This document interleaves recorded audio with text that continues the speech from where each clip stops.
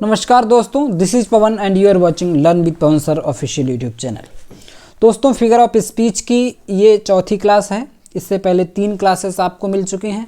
बहुत ही important questions की सीरीज है।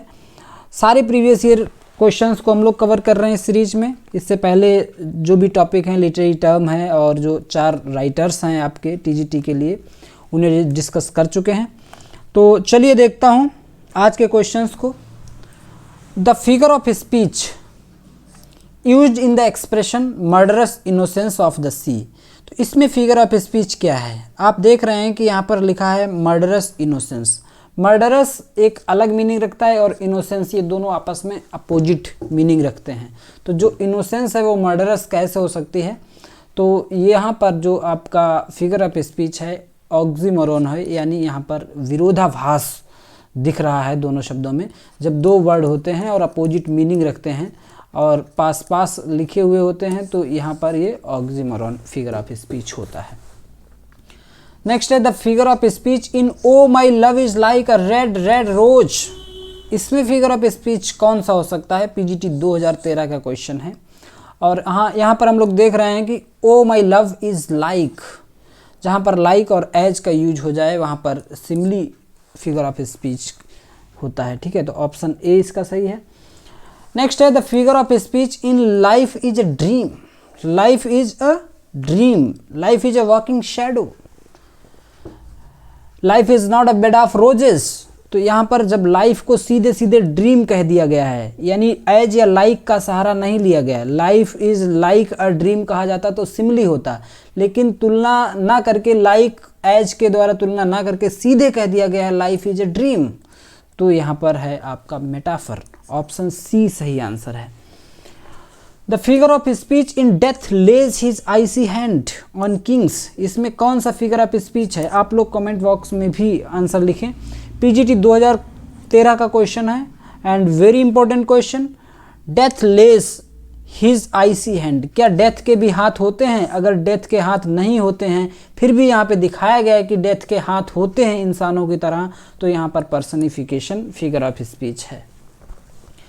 रिपीटिशन ऑफ द सेम और similar consonant sound at the beginning of word is called. जो रिपीटिशन होता है बार बार सेम या सिमिलर कॉन्सोनेंट साउंड का, ध्यान रखेंगे, कॉन्सोनेंट साउंड का जो रिपीटिशन होता है बार बार लाइन में, तो वहाँ पर अलिट्रेशन फिगर ऑफ स्पीच होता है। जहाँ पर वॉवेल साउंड का यूज होता है वहाँ पर एसोनेंस फिगर ऑफ स्पीच होता है। जहाँ पर डायरेक्ट एड्रेस हो किसी डेथ का, है ना, या इस टाइप के किसी स्ट्रॉन्ग इमोशन का, वहाँ पर एपोस्ट्रॉफी होता है। और एपोस्ट्रॉफी में ज़्यादातर एपोस्ट्रॉफी लगा हुआ भी होता है, एपोस्ट्रॉफी मार्क भी लगा हुआ होता है। तो ये आपका एपोस्ट्रॉफी फिगर ऑफ स्पीच होता है। और सिमिली की पहचान ही है, इसमें लाइक और एज का यूज होता है। ठीक है, तो आई होप कि चारों बातें आपको क्लियर हो गई हैं। नेक्स्ट है statement that appear self contradictory. कोई एक ऐसा स्टेटमेंट जो सेल्फ कंट्राडिक्टरी होता है but that reveals a kind of truth, लेकिन जो वो है वो एक प्रकार का ट्रुथ बताता है। सेल्फ कंट्राडिक्टरी लगेगा लेकिन वो एक प्रकार का ट्रुथ बताएगा। तो यहाँ पर क्या हो सकता है? वो है आपका पैराडॉक्स, एक स्टेटमेंट जो सेल्फ कंट्राडिक्टरी होता है। चलिए अगला क्वेश्चन देखेंगे। The statement if I told you once I have told you million times. अब million times, if I told you once, मैंने आपको एक बार बता दिया, I have told you a million times, तो समझ लो मैंने मिलियन टाइम्स बता दिया। तो मिलियन टाइम्स बताना पॉसिबल नहीं है, बहुत ज़्यादा एग्जेजरेटेड बात है, यानी बहुत बढ़ा चढ़ा करके बात बोली गई है। So this is hyperbole here. यहाँ पर हाइपरबोल फिगर ऑफ स्पीच का यूज है। टीजीटी 2011 का question. A statement that says less than what is meant. ऐसा कोई स्टेटमेंट जो कहता है, कम बोलता है, व्हाट इज मीन्ट, जो कहना चाह रहे उससे कम तरीके से दिखाते हैं, उसे थोड़ा सा लेस करके बोलते हैं, तो वहाँ पर क्या होता है? उसे क्या बोलेंगे? उसे अंडरस्टेटमेंट बोलेंगे या लिटोटस बोलेंगे? क्या सही आंसर है उसका? तो इसे कहते हैं अंडरस्टेटमेंट, ऑप्शन सी। ठीक है, लिटोटस भी वैसे ही है लगभग। चलो देखेंगे अभी लिटोटस के एग्जाम्पल में भी। It was the best of time, it was the worst of time. ये सबसे शानदार समय था, it was the worst of time, यही सबसे बेकार समय भी था। तो दो स्टेटमेंट हैं, दो बातें हैं यहाँ पर। एक स्टेटमेंट सेल्फ कंट्राडिक्टरी नहीं है। जहाँ पर एक ही स्टेटमेंट हो और अपने आप का ही खंडन कर रहा हो वहाँ पर पैराडॉक्स होता है। जहाँ पर दो स्टेटमेंट हों, दो कॉन्सेप्ट हों, दो क्लॉजेस हों, दो बातें हों और एक दूसरे का खंडन कर रही हों या एक दूसरे के अपोजिट सेंस दे रही हों, वहाँ पर एंटीथीसिस होता है, एक दूसरे की ये एंटी होती हैं। Option C. Love is an ideal thing, marriage is a real thing. जो लव है वो एक आइडियल थिंग है, लेकिन जो रियल है वो मैरिज ही है। ठीक है, तो दोनों कैसी बातें हैं, दो कॉन्सेप्ट हैं जो अलग अलग और थोड़ा अपोजिट मीनिंग रख रहे हैं, एंटीथीसिस है। ऑप्शन डी, इसमें भी एंटीथीसिस हो जाएगा। जिन्होंने भी अभी चैनल को सब्सक्राइब नहीं किया है, आप सभी लोग चैनल को सब्सक्राइब जरूर कर लें और क्लास अच्छी लग रही है तो उसे लाइक जरूर करें। ठीक है, तो let's go to bed now. बहुत इंपॉर्टेंट क्वेश्चन, टीजीटी 2011 का क्वेश्चन। Let's go to bed now, बहुत इंपॉर्टेंट फिगर ऑफ स्पीच है ये। हम कहते हैं कि चलिए, लेट्स गो बेड का मतलब क्या है? लेट्स गो टू बेड का मतलब हम सोने जाने के लिए कहते हैं। और जब हम सोना चाहते हैं, स्लीपिंग के लिए जाते हैं, तो स्लीपिंग से जुड़ा हुआ है एक वर्ड बेड। ठीक है, तो यहाँ पर जो कहना चाह रहे हैं वो वर्ड ना ला करके उससे जो अटैच्ड, उससे एसोसिएटेड दूसरा वर्ड होता है उसका यूज किया गया है। इसका मतलब यहाँ पर मेटोनिमी होगा। ठीक है, ऑप्शन बी सही होगा। Humour is the shock absorber of life. Humour जो है ना वो शॉक एब्जॉर्बर है लाइफ का, तो ह्यूमर को एब्जॉर्बर बता दिया गया है, यहाँ पर मेटाफर का यूज हुआ है। ठीक है, humour is shock absorber of life, तो यहाँ पर क्या हो जाएगा? मेटाफर का यूज है। अगर यहाँ पर होता humour is like the shock absorber या एज द शॉक एब्जॉर्बर, तो लाइक और एज का यूज होता तो यहाँ सिमिली हो जाता, लेकिन यहाँ ऐसा नहीं यूज हुआ तो यहाँ मेटाफर है। व्रिनिंग एन अलार्म, अलार्म जो आवाज़ देता है उसके लिए यहाँ पे व्रिनिंग शब्द का यूज किया गया है। Clock, alarm clock cleansed in the dark and silent room, तो व्रिनिंग एक ऐसा वर्ड है जिसका मीनिंग किसी साउंड को सजेस्ट करता है। When the word suggests a sound, then the figure of speech will be onomatopoeia. Option C will be right here. Name the figure of speech in the following line. Boys will be boys. लड़के लड़के ही रहेंगे हमेशा। तो इसका मतलब ये नहीं, इसका मतलब थोड़ा सा अलग है, थोड़ा सा डीप है, थोड़ा विटी रिमार्क है ये। जब कोई विटी रिमार्क होता है तो उसे एपिग्राम बोलते हैं और इस स्टाइल को एपिग्रामेटिकल स्टाइल बोलते हैं। फ्रांसिस बेकन इसके लिए बहुत अच्छे से जाने जाते हैं अपनी इस स्टाइल के लिए। यहाँ पर एपिग्राम का यूज है, कम शब्दों में ज़्यादा बात कहना, है ना। Name the figure of speech in the following line. The more haste the less speed, जितना जल्दबाजी करोगे उतना ही देर होगी, है ना। जितनी जल्दबाजी करोगे उतनी ही गलतियां ज़्यादा होंगी और स्पीड क्या है, स्लो हो जाएगी। तो एक ये भी एक विटी रिमार्क है और ये क्या है, यहाँ पर भी एपिग्राम ही यूज हुआ है। मोर हेस्ट लेस स्पीड एक फ्रेज है ना, एक इडियम है that means rushing to do something can lead to more mistakes. जब किसी काम को करने के लिए बहुत रश में रहते हो, बहुत जल्दबाजी करते हो, तो वहाँ पर मिस्टेक्स की संभावनाएं बढ़ जाती हैं और उसमें जितना एक्सपेक्ट करते हो उससे ज़्यादा समय लग जाता है। तो ये एक डीप, एक विटी मीनिंग रखने वाला एक रिमार्क है, एक फ्रेज है, इसलिए यहाँ पर जो इसकी स्टाइल दिख रही है वो एपिग्रामेटिकल स्टाइल है और ये एपिग्राम का एग्जाम्पल है। ऑप्शन डी सही है। The use of expression passed away, जब हम पास्ड अवे एक्सप्रेशन का यूज करें डाइड के लिए, किसी की डेथ हो गई है उससे डेथ ना कह करके पास्ट अवे उसके लिए बोलें, तो ये क्या है, हम किसी डायरेक्ट ऐसे शब्द को जिसे सुनना अच्छा नहीं लगता है या जिसका डायरेक्ट एक मीनिंग होता है उसे थोड़ा सा सॉफ्टर साउंड करने के लिए दूसरे अच्छे शब्दों का यूज करते हैं। वहाँ पर यूफेमिज्म फिगर ऑफ स्पीच होता है, तो इसलिए यहाँ पर ऑप्शन डी सही होगा। नेक्स्ट क्वेश्चन है and faithful unfaithful, and faith unfaithful kept him falsely true, by Tennyson is an example of.